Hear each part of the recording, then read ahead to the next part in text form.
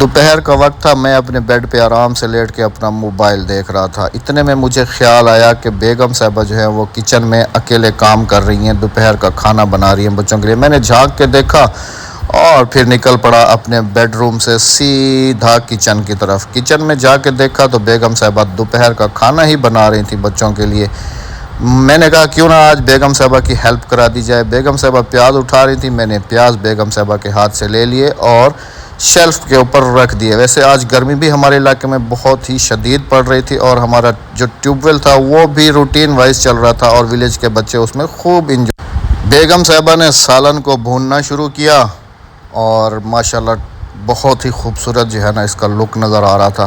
میں نے جو ہے چھری اٹھائی اور پیاز اٹھائے اور ان کو چھیلنا شروع کر دیا۔ اب ایک طرف سے پیاز بھی چھیل رہا تھا اور دوسری طرف سے جو ہے نا ڈر بھی رہا تھا، کیونکہ آنکھوں سے جو ہے نا آنسو میرے جاری ہو رہے تھے۔ اب کیا کرتا، آ تو گیا تھا ہیلپ کرنے کے لیے، اب روؤں تو کیا کروں۔ پیاز تو چھیل کے دے نہیں تھے بیگم صاحبہ کو، لیکن پھر اچانک سے بیگم صاحبہ کو مجھ پہ ترس آیا۔ انہوں نے میرے ہاتھ سے پیاز چھین لیے اور خود ہی سالن میں کاٹنا شروع کر دیے۔ حالانکہ میں ایک پیاز مکمل کاٹ چکا تھا، لیکن ترس آ گیا بیگم صاحبہ کو اور انہوں نے جو ہے نا خود پیاز سالن میں کاٹے۔ اور پیاز کاٹنے کے بعد پھر بیگم صاحبہ شروع ہو گئیں کوئی اور ریسپی کے لیے آلو وغیرہ دھونے، اور پھر کسی کام سے چلی گئیں۔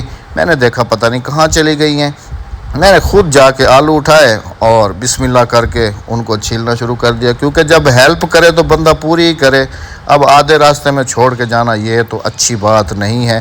خیر آلو چھیلتے ہوئے مجھے رونا نہیں آیا، کیونکہ اللہ کا شکر ہے کہ آلو میں جو ہے نا وہ والے آنسو نہیں تھے جو پیاز آنسو دے رہے تھے مجھے۔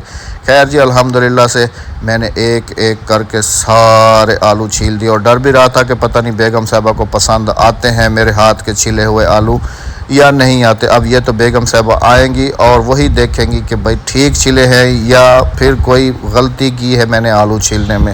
خیر جی الحمدللہ سے اللہ کا شکر ادا کرتے ہوئے میں نے سارے آلو ایک ایک کر کے صاف ستھرے چھیل لیے، بڑے زبردست قسم کے۔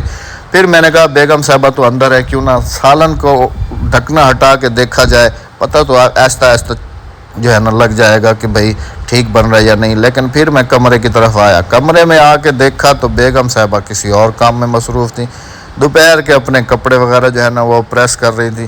میں نے بیگم صاحبہ کو کہا کہ آپ اپنے کپڑے وغیرہ پریس کریں، میں اتنی دیر میں جو ہے نا گھر سے باہر چکر لگا کے آتا ہوں، کیونکہ ہمارا جو ہے ٹیوب ویل وہ چل رہا تھا۔